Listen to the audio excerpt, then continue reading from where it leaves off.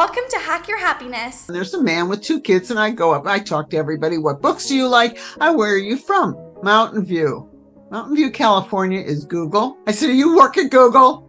Yes, vice president. I said, oh, that my student, his father, and me flew up on a plane and we went to Google. He spent the entire day with the vice president of Google. Are you a teen or adult looking for more happiness in every day and ways to connect with people in your life? You've come to the right place. Hack Your Happiness is a podcast designed to bring you the behind the scenes of what brings iconic individuals happiness, plus their life hacks. I'm Mercedes. And I'm Anastasia. And we're the 2 teens behind Small Bits of Happiness. We're interviewing Olympic athletes, entrepreneurs, celebrities, and more. Throughout all of our episodes, you'll find great conversations, hacks that you can take away and try in your life, inspiration, as well as unique and surprising insights.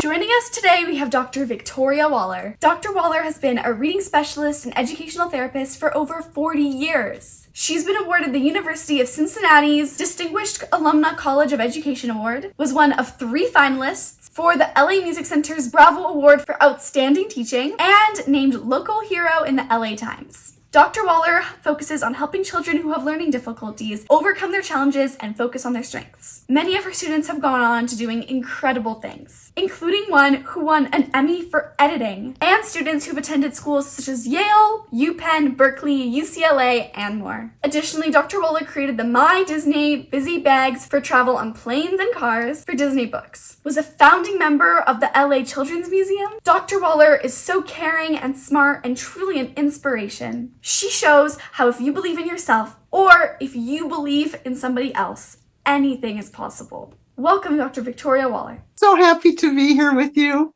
I remember being 16. Well, we're so excited to have you with us today. So you currently help children who have learning difficulties find their special gift and help them harness it. However, everyone has weaknesses and struggles. How can most teens take some of the hacks that you've found to help your students with learning difficulties and incorporate these into their own lives? Well, first of all, I really believe that everybody can focus on what they can do. So I've never had a child that didn't have a passion or strength. And I don't mean like, what does your child do? He does the computer. This one mother that said that to me, I thought, he does the computer. They all are on the computer. And he came in and I said, what do you like to do? And he said, the computer. I said, do you have any things you really like? And he said, yeah, well, I like to draw. And I said, you do? He said, yeah, I like that very much. And I said, oh, good. And the next time he comes, he brings me the most beautiful picture you've ever seen of my dog. And if you do, I'm wearing a dog, all dog pictures on my chain, which you can't see, but they were old stick pins and I have Labradors, so they're Labradors. I mean, he could draw, but the mom was thinking about what he couldn't do, not what he could do. And I mean, every child has something, whether it's sports, whether it's animals. One child had the Titanic. And by the way, he just got in June, he got in early to the University of Pennsylvania because he wrote in his application a letter, and he wrote it to me, which of course I cry when I read it. But he said, thank you because you believed in me. And I was obsessed with the Titanic. And my teacher said, you can come to school dressed as a character from a book. So I said, I want to come dressed as one of the characters from the Titanic. She says, you can't come dressed with anything from that book. They had a 2nd grade book on the Titanic. And his mother, who was still brilliant, kept him home. And we all dressed up in Titanic outfits. And we went to the opening of the Titanic. And I found Robert Ballard, the discoverer of the Titanic, on the computer. You can find everybody on the computer. And he wrote to him. Robert Ballard said, think big. Don't let anybody talk you out of your dreams. And this boy was 7 years old, and he wrote a letter to me for the application saying, thank you for that. He got an early admission. So it really made a difference. He always thought that. Think big. Don't let anybody talk you out of your dreams. And I think that's true. I teach, and people say, say to me, why do you like teaching kids with learning differences? Oh, he might be hyperactive. He doesn't pay attention. I go, well, I get the parents in my book. Okay. I get the parents involved. It's called Yes, Your Child Can, Creating Success for Children with Learning Differences. And I never call it disabilities because I've never met a child with disabilities. And I think that's why I like working with them, because this one child I had could cook. And if you think about executive functioning, okay, get all the materials together. You have to put the right amount in it. You have to mix. You have to put it in the oven for a certain amount. That's executive functioning. And he went and actually spent a night with a big chef called Nancy Silverton, who was part of Wolfgang Puck's group. And he cooked with her. He walked around with her for a whole night. And he's still a cook. I don't know if he'll become one, but he's in 12th grade, maybe someday. One kid was interested in Matchbox cars. Okay, fine. I read an article in the newspaper about this man who's vice president of Mattel, Matchbox cars. Okay. And he talks about in class, he never listened. I called him on the phone. You call him on the phone, you use the computer. And we went and visited. That little boy was 7. And his teacher thought, she told me he should be out of the school because he's dumb. I was really upset. Okay. He is so smart. With the vice president, he asked him questions. I didn't know what they were talking about because the cars have certain dates and numbers. And I just listened and followed them around. He now also has finished college and is doing very well. Set up one of the kids was into sharks. I set him up with one of the biggest shark experts in the world. Now we have the computer. You write an email to somebody and they're so nice. They'll write back, and any parent could do that for their child or have the teacher do that. My latest is Mr. Doodle. Do you know who he is? No. Mr. Doodle. Look up Mr. Doodle in London. Mr. Doodle has doodled his entire house. Wow. If you look him up, he even doodled the toilet seats, the floors, the sinks. No, it's unbelievable. Now, my feeling is he must have had learning differences when he was younger, and he probably loved doodling. I found him. And my student not only interviewed him, but we got big sweatshirts with doodles, which I'll wear all the time. And people look at me and go, why do you have that on? It looks like a doodle. And I go, it's Mr. Doodle. Now he's doodling for Disney. I don't quite like it as much because I like when he freehand doodled, and he did his whole house. So I said, what are you going to do when you're done with this house? He said, well, I guess I'll buy another house. I was every piece of it is doodled. Wow. So look at your house and think my room, my desk, my chairs, everything. Certain authors, wonderful authors will, if you find them online. One author, I love him.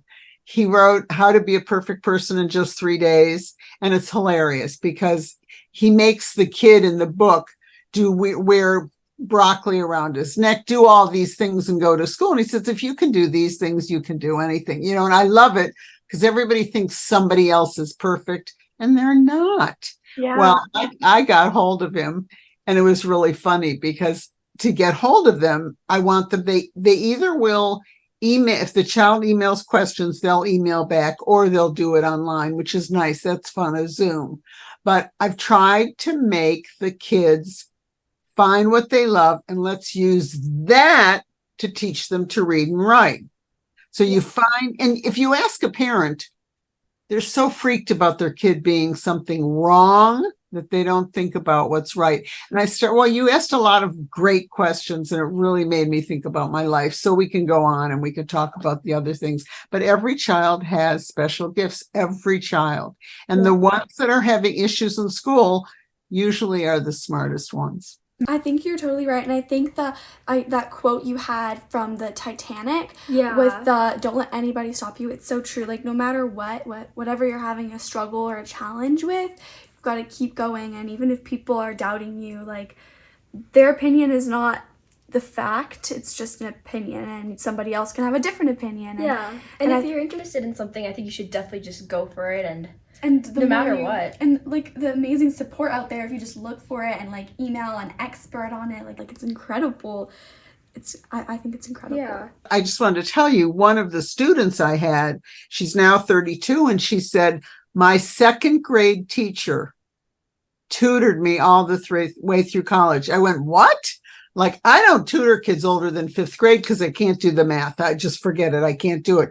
I said, you're kidding. And she said, no, she was really brilliant, but loved little kids. So she started tutoring her, and she took her all the way through. She even got to a point at USC that she went to the professor and said, I have horrible anxiety when I'm given a test. Will you do an oral test with me so I can prove to you I know all the information?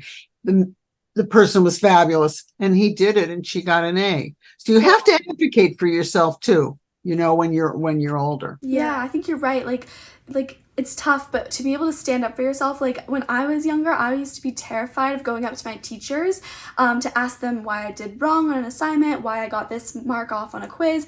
But I started when I was about 10 in fifth grade. I would go up to them and I'd say, what can I do to improve on next time? And I think just saying, what can I improve on, rather than just like you said, not what's wrong with it, but what you can do better and what are you already good in.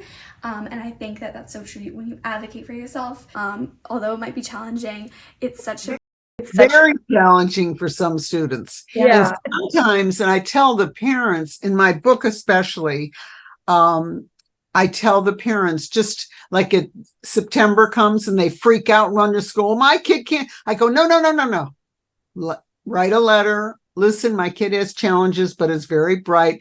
Can I come to you in 3 weeks and we can have an appointment? Don't bombard them. Everybody gets so nervous. Listen. If you're a parent, you have a child who's having issues, you're going to get nervous about it. But if they read my book, it tells them exactly what to do, even like vacation. One of the first boy I had, it was so funny. Well, not the first boy, but the parents, they did my step-by-step. They got him, he needed medication. They got him on medication. He was doing great. And they went away for Christmas vacation. And of course, what'd they do? Oh, well, we'll take him off his medication. No. If you have something that you need medication for, you don't stop taking it. They came home and went, Vicky, it was the worst vacation you could ever imagine. He was hyper and he was fighting with his brothers. I said, you put him on a little dose of medication to help that anxiety and that oppositional behavior, and they learned their lesson. They never did that again. But most parents think, oh, I'll take him off of it. No, don't do that.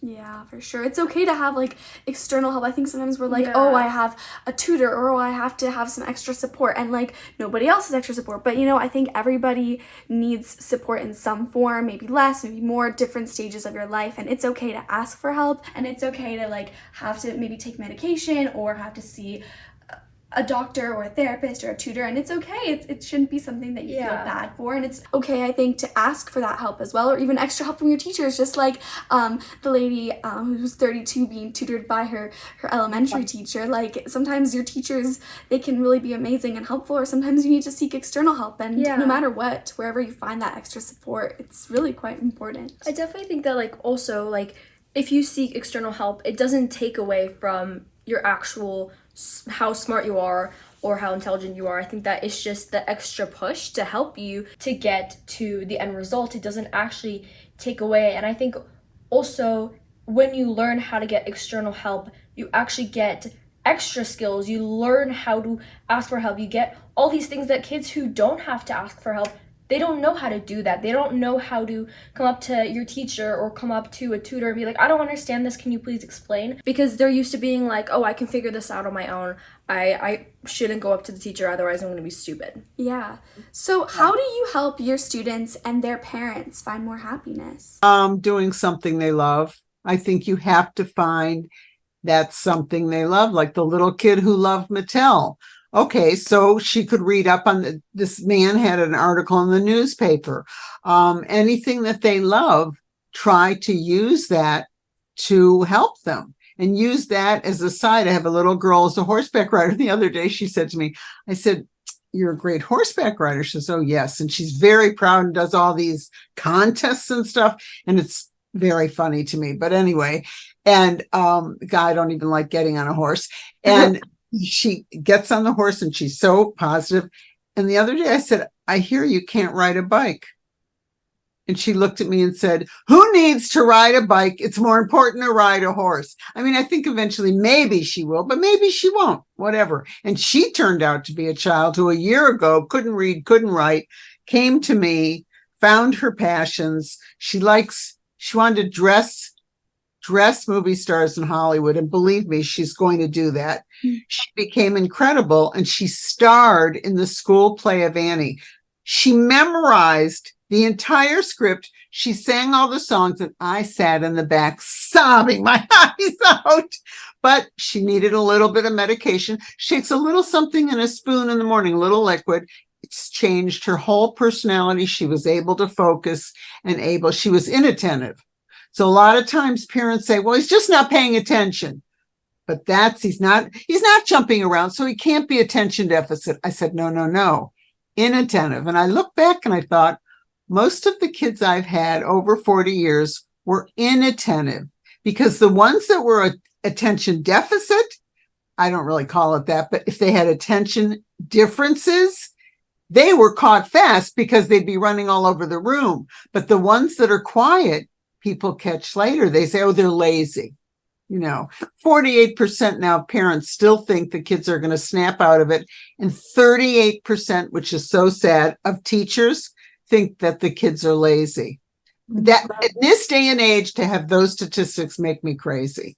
But I think finding that happiness and using that to make that child feel good. It could be a sport, whatever they're good at, use that to help them. Yeah, absolutely. Yeah, so from the perspective of happiness, what were you like as a teenager compared to now? And what is some advice you would share with teenagers now on finding more happiness? Well, you have to find something you love to do. Yeah. Okay. But I have to say, my mother always, that's why I named the book, Yes, Your Child Can. My mother always used to say, I was thinking about your questions, by the way. For a 16 to 13-year-old, those questions are better than a lot of 50-year-olds that give me questions. Thank you. It had me thinking, and my mother always said, you can do it. And I go, oh, I can't. Marilyn's so popular. And Marilyn, she studies in front of the TV and then she gets an H, they call it, an A. And I study. At night I get a B or a C. I can't do what Marilyn can do. And it's so interesting. If you have that something you love and you feel you can do something, it helps you in other areas because maybe this, like the girl who went to the teacher and said, I have horrible anxiety. Can I take it orally? And he said, the USC teacher said, sure, why not? So you have to find that happiness that makes you happy. And it's so funny. I've never found ever. Do you know, I've taught thousands of children. Never. I'd ask the parents, what is your child good at? And they stand there, because they're so focused on what they can't do. So you have to find what you love and use that. And, most of the kids I have all have something they love. It's something they love. And I think that sometimes as teenagers and as kids, it can be difficult to find exactly what you do love. But I think that's where trying different things, maybe signing up for a club or trying an activity just for a little bit to see if it's interesting to you comes in. And I think sometimes we're afraid. We're like, oh, what if I'm not good at it? But just trying it is another step towards finding that's something you love, which will really bring you so much happiness in the end. And I think you're right. And creating things. I loved writing stories. I was the one who wrote the play. You made me think. You really did quite a job on your questions. I worked with a teen group when I was 18. We had a center down the block where kids would group, and I would work with them, and I loved helping people. And we were always creating plays. I was always doing that. And my mother always said, you can do it. And I'd go, why does Marilyn do it so easily? She said, well, some people can, but you can still do what you love. Do what you love. It was really quite amazing when I think back. Your questions really made me think back. Oh, thank you. Thank you, yeah. So can our weaknesses be linked to our strengths? How? And is there a way to use our weaknesses to our advantage? Well, of course. I was really thinking, because you were asking about my significant challenge. And I think the biggest thing is you don't give up. Now, I have to tell you, I was just telling one of my students, I tried out, I wanted, in my day, you got a letter sweater from the school. Okay. It was a big M, but you had to be a jock. I was secretary of the class. Because I was always doing plays and, whatever. And I wanted that letter sweater. I tried basketball. I tried out for cheerleading. I tried out for basketball, cheerleading, and finally, the soccer team. No, field hockey. Only 13 people tried out. So I thought they're picking 12, and one girl was a little bit damaged physically, and I thought, well, she can't play, right? So I'm going to get it. And this was a long time ago, and it was interesting because they chose her and they made her the captain. She never played, but I never got a letter sweater. So on my 50th birthday, my cousin went back to the school and said, I've got to give this woman a letter sweater. And I have my letter sweater. Oh, that's awesome. That's so cute. I did things at school, but secretaries and stuff like that, if you were the head of your class, you didn't get the letter sweater. It was only for sports. So you have to find, and I think that thing that my mother would say, you can do it, don't give up.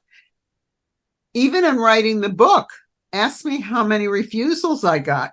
I've never gotten so many refusals in my life. And what ticked me off was some of the people would write back and say, if you don't hear from us in 3 months from this date, it means we don't want it. So I had to have a calendar with it. You don't have it if it's on this day. I'm thinking, you can't email. Sorry. Thank you so much. How can you not be nice? And would I want to be with you anyway? No. And I ended up with literally the best publisher in the world who just talked to me the other day. I mean, he knew my book. He loved, and it was an instant, but it took a lot of refusals. You just can't give up. I mean, yeah, like the field hopping. Okay, I gave up and I did what I was good at, but I mean, there's so many things you just have.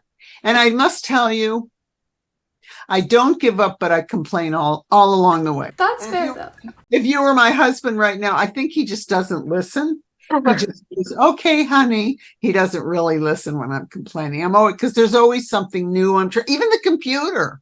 I mean, my friends are out playing pickleball and I'm here doing 50 podcasts. Now I'm doing TV shows. You're going to just laugh. So I have everything written out and I have a teacher. He's my computer teacher, Sam, who I love. Okay. And I'm all ready for everything. And I do a TV show. I didn't ask and didn't know that some TV shows are 2 minutes.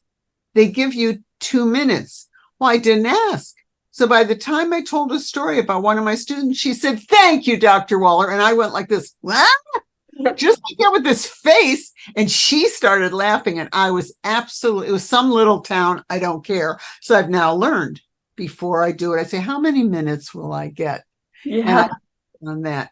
But it's that same thing. I mean, I'm always doing challenges and I'm always complaining.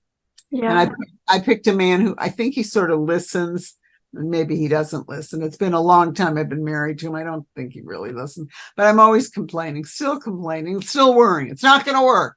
It's just part of my personality. Yeah. But, you had mentioned about weaknesses. Can they be linked to strengths? Well, you have to use your strengths to overcome them. So you have to have the never give up.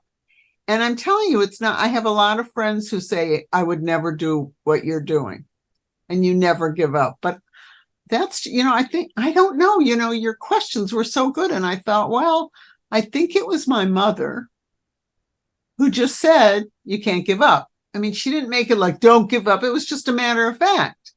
And she really was just a housewife. I mean, I shouldn't say that, but she was a housewife. That's what she was. She raised 3 daughters. My sisters were much older than me. I was a surprise. I love when they tell you that you were a surprise. My whole life I've been a surprise. And I was born on VE Day. VE Day was May 8th, 1945. That's when the war ended in Europe. And I was named Victoria Elizabeth and I had a V on my elbow. So my mother, my whole life always said, you're special. I don't know if that's good or bad because then I had something to live up to. But it's doing those challenges. It's turning the weaknesses into strengths. I know I can write.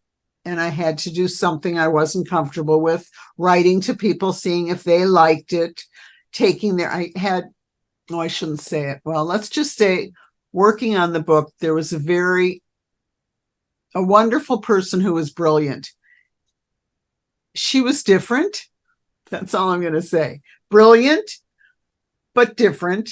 But she was so smart. And she's the one who put at the end of every chapter, I have what the chapter's about. 10 things, what the chapter's about. Well, personally, I love this book because if you're in a chapter and you're thinking, what did she say about medication? And instead of reading the whole chapter, go to the end, there's a blue box. And I thought that was genius. So I worked with her and I took what she was giving me and wasn't complaining that what I didn't like. And I tried to accept what I liked about her, which is never giving up, that's what you have to do. I agree.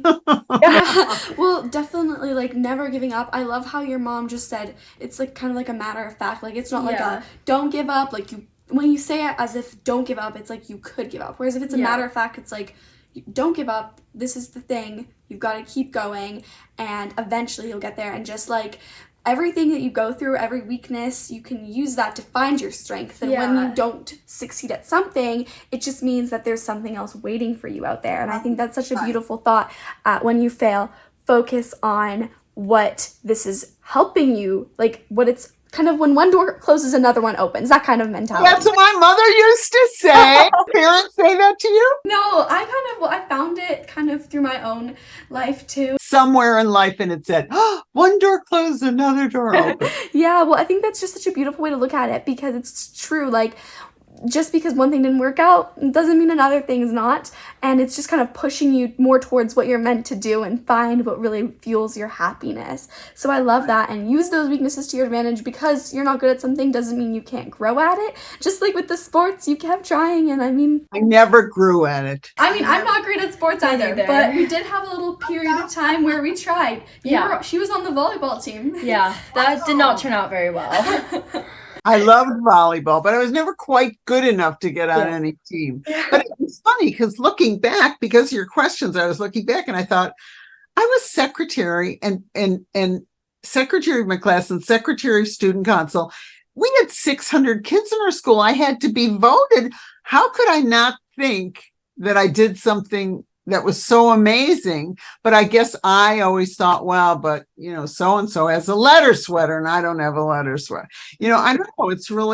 It's funny, but it's really helped me along the way. I mean, I had to, I sent lots and lots of my book out to a lot of people, and it's difficult. It's not easy. You feel badly about it, but I just feel like, I don't know. I just can't give up. I think that's just in me. I mean, I hope to push that into my students. Let's find what you love. And that's what you'll work on the most, but you have to learn and write to be able to find what you love. Yeah. So that's, I just feel there were always teachers that I loved. Do you have that? Where there's certain teachers that you really like and you can go to? Yeah, I think that it's hard to find a teacher who you really, really resonate with.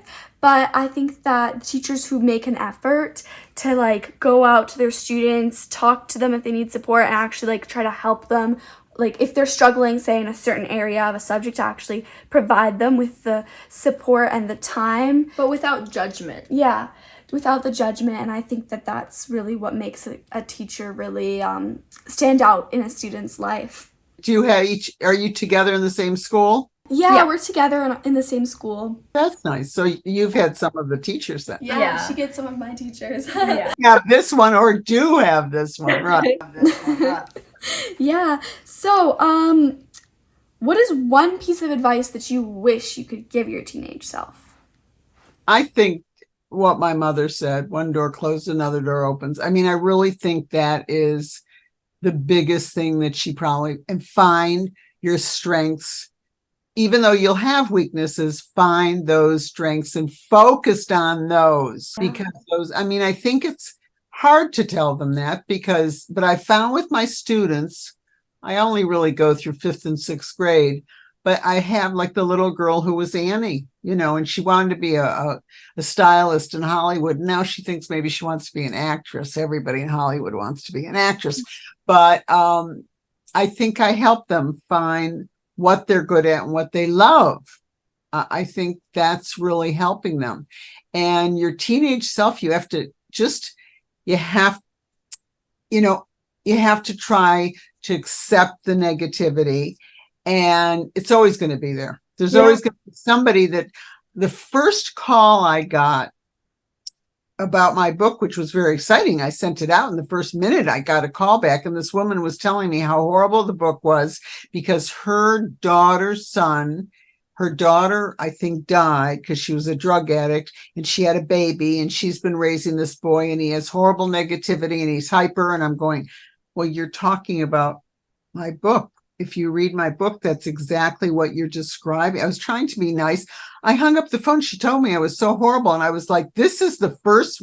Now, I could have stopped there. It would have been easy. But thank goodness, I had a wonderful editor, and I had Vicky, you can't listen. You do tend to listen to those negative thoughts, but you try not to do it. And if you need help, get help. You can find a class. Oh, it's so funny. When I got my doctorate, it was really funny. I had to take, I'm sure they don't do it now. I had to take this big statistics class, but my thesis was one that was written. It was not with numbers and letters and all that. So it wasn't where I had to know that statistics. He sat me down. I swear, I can remember the math problem was, or whatever it's called, was like 10 lines long, and you had to finish it. Well, he set me up. He said, you come, we'll do a one-on-one. He knew I couldn't do it, but I wasn't going to get my doctorate unless I did that stupid thing. And he showed with my little computer. I did every single line. It was horrible. But anyway, but you have to focus on your strengths and your weaknesses and say, hey, teenage self, accept the negativity. It's always going to be there. You just can't let it get to you. And I think, I'm always looking at that. In those days, I was looking at that like this Marilyn that I always looked at. And she was brilliant. She ended up marrying a horrible guy. And by the time they were 50, they both died of cancer. And I thought all those years, I was so jealous. She was beautiful and rich, and she would study in front of the TV. Wow. And get an A. And look what happened to her. So of course, I didn't learn that till later, but, you look at other people and you think, I can't do that, or, oh, I wish I could do that, and you have to get to you have to forget the negativity and keep going on. Well, I think that's also like the whole idea of Marilyn. I think everyone kind of has their own Marilyn, someone that they compare themselves to. Oh, I wish I was as smart as they are. I wish I was as athletic as they are. I wish I was as pretty, or I lived like in their type of lifestyle. But I think that's what's important to realize is everybody has something that they struggle with, even if they don't like openly talk about it. And every Marilyn has a Marilyn. Yeah, every Marilyn has a Marilyn, and I think that what's important is you have only yourself and your circumstances to try to make the most out of that and find your purpose and your passion. So what do you do that brings you a small bit of happiness in every day? Teaching. You have no idea. The child came in today, and my 7th step tells parents exactly what to do. Get the help, get them tested. If they need meds, get them on meds, get somebody to tutor them. And it doesn't have to be a Vicky Waller with a doctorate. It can be the nice lady who's really 2nd grade teacher. It can be anybody. But my whole life, I just wanted to, I've always taught kids, and it's made me happy. And I feel like, I don't know, if you find your strengths and passions, you just have to keep trying, and you can't give up. I think it's a little harder when you're young, though. I mean, I think that's hard to say, oh, I have to keep trying when you've tried 700 times for something, or the boy today, it was so funny because he came in and he just got on meds, and there was a whole different aura to his face. And I could tell, and he came in happy. He's usually not happy. He came in happy, and he looked at me and said, you know what, Vicky? I said, what? I love reading. I thought, oh my, that's the best thing I ever word. Oh my gosh, I love reading. Now he can't write, but he has the ideas, but now we're going to focus on writing and spelling and all that. But I guess when those kids come in and they either say I can read or they're saying I love reading, it's like, oh my goodness, it's magic. I think it's magic. If they follow my steps, and you could have in your class kids with learning differences and their parents aren't helping them. I'm not putting them on meds. They're going to become drug addicts. No. What happens is if you don't get your children help, and at 14, everybody's yelling, you're so smart, what's wrong with you? They end up taking drugs and not the good drugs because they say, people keep saying I'm smart, but I'm not, but they are. So hopefully this book resonates with people who have kids that are older, not only little kids. And they say, wait a minute, we have to do something. Well, we'll absolutely link your book in the show notes in case anybody wants to grab a copy, because it sounds like it has some incredible advice and words of wisdom and steps in there. Good stories too. My stories about some of the things the kids did, like they went to the one student that I wrote about, I was just telling him how to write his first sentence for his application to college, because I'm always talk to people, whatever. And I loved Google. This kid loved Google, and we were researching Google. He said, well, Dr. Waller, what did you do when you were younger? I said, I went to a place that was called a library, and I opened things called books. So the next month, I'm in Australia, and there's a man with 2 kids, and I go up, I talk to everybody. What books do you like? Where are you from? Mountain View, California is Google. I'm not stupid. I know that. I said, you work at Google? Yes, vice president. I said, oh, that my student, his father, and me flew up on a plane and we went to Google. He spent the entire day with the vice president of Google. He interviewed him. And at the end of the day, I said, what was the best thing that happened? And he said, the best thing that happened, in every room, they had these big bowls of candy. You could take as much as you wanted of candy. And he said, and I'm laughing. And he said, what was your best part of the day, Dr. Waller? I said, they have a big sign, bring your pet to work. Well, those are both small bits of happiness. Most Candy and definitely. pets. I mean, totally. I love go that. wrong. Yeah. So your stories are amazing. They're all incredible. They're in the book. So my book is readable. I think even you'd like it, or if you have friends that have learning differences, they might like it. But there are a lot of ideas of what you can do also. That's because that's what I do. I try to get kids involved with what they love, whether it's, I also had a Secret Service agent. I met him on the plane, and he was Clinton's Secret Service agent, and the student was obsessed with the Secret Service. And he interviewed him, and one of his questions was, what do you do when the president has to go to the bathroom? Which I thought was hilarious. He says, first we go in and we check out the bathroom to make sure nothing's bad there. Then we go out. He says, so what do you do? He says, we wait outside the door. And all I could think was, I wouldn't want to go in the bathroom, have somebody waiting outside the door, but that's what a Secret Service agent does. So that was fascinating. Whoever they're interested in, I find that person. Wow. And nobody has really ever said no to me. And I think it's because I say I'm working with really bright kids. And a lot of them, the one that went up in the spaceship had learning differences. Movie stars have now coming out now talking about it. Henry Winkler has learning differences, and he even wrote books with the character having them. So, it's now finally out after, and they go, we're just finding out. I'm going, I've been doing this over 40 years. I've had these kids for over 40 years. That's wonderful. Wow. Yeah. Well, I think that is about it for our time. Thank you so much. Tell them where they can find me. Yeah, is there anywhere our listeners can find you? And I think you'd love it. My Instagram is at Dr. Victoria Waller, Dr. Victoria Wall. But I think you'd like the stories. Even I just think you would. And if you're anybody who has any learning differences, if they're getting help or not getting help, I think you'd like the stories.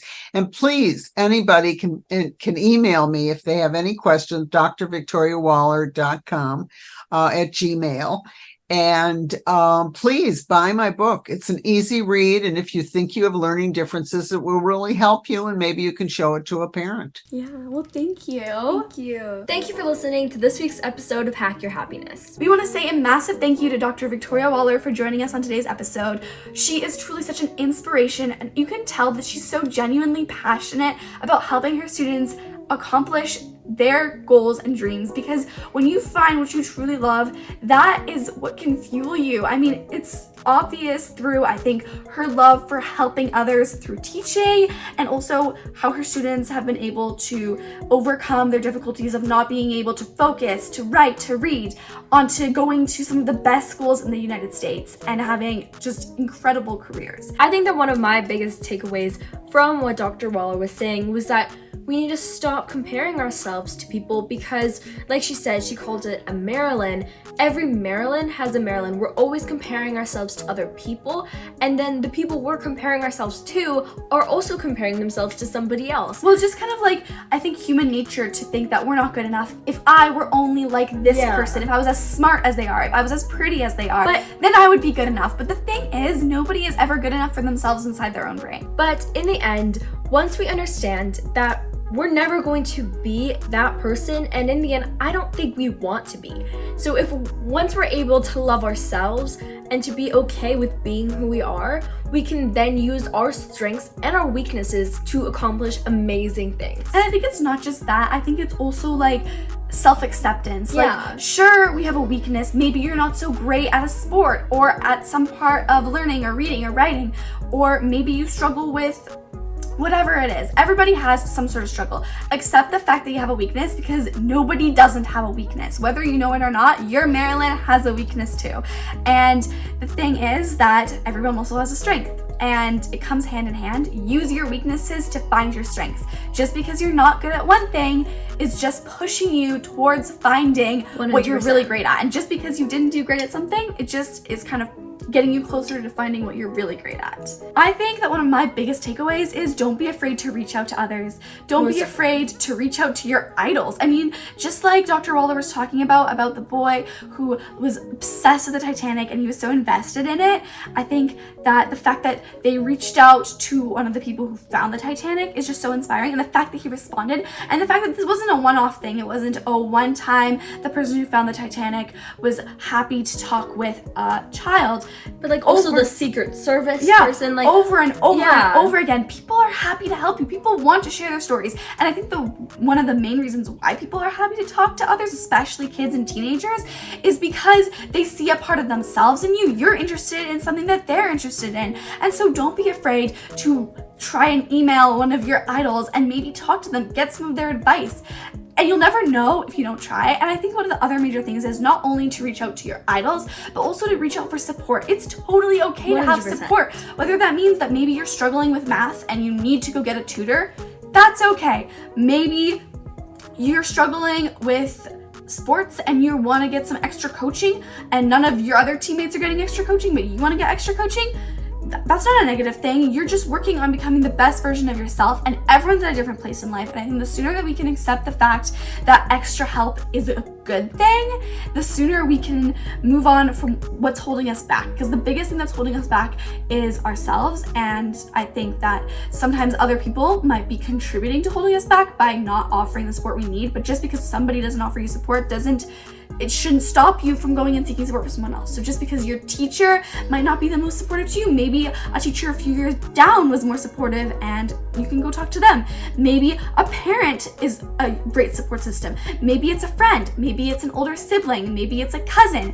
Maybe it's your grandparent. Maybe you're gonna want to, see a therapist or a doctor, and no matter who it is, additional support is not a negative thing. And learning to reach out to people and ask for help is such a life skill, because if you're just convinced, that's not true. Learning how to reach out is such a life skill, and Asking for help does not define you. It does not mean that you're stupid. It does not mean that you are unathletic. It just means that you need a little extra push. In fact, it means that you're not afraid to better yourself. And I think that that's the most beautiful thing, is when you're not afraid of seeing where you need support and actually going to get that support. Because everybody could, at some point, use support in their lives, but a lot of people might not go for it, or a lot of people might put it off or ignore it. And so if you can actually find the fact that you need support in an area and go get it, that just shows how powerful of a person you are. If you want to find Dr. Waller, you can check out her book,